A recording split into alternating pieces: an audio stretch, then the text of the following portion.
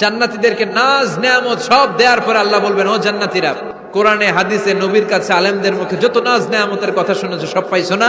সবাই বলবে আল্লাহ পেয়েছি, অনেক মौज मस्ती করেছি, জান্নাতকে মজা লেলো, জান্নাত তোমারই হ্যায়, সব পাইছি আল্লাহ সব। এক জান্নাতি হাত তুলে বলবে আল্লাহ একটা পাই নাই। কি পাস নাই? কয় আপনারাই তো পাই নাই। আল্লাহ আপনারে পাই নাই। তখন আল্লাহ তাআলা নিজের গোপন সৌন্দর্যকে সেদিন জান্নাতীদের কাছে প্রকাশ করে দিবেন। বিশাল এক কনফারেন্স রুমে জান্নাতের ভেতরে লক্ষ লক্ষ নবীদেরকে নিয়ে বসবেন।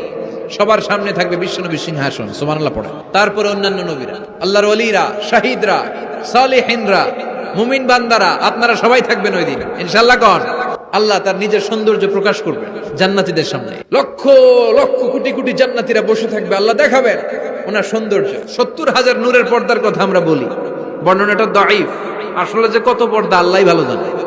জান্নাতীদেরকে নাজ নেয়ামত সব দেওয়ার পরে আল্লাহ বলবেন, ও জান্নাতীরা, কোরআনে হাদিস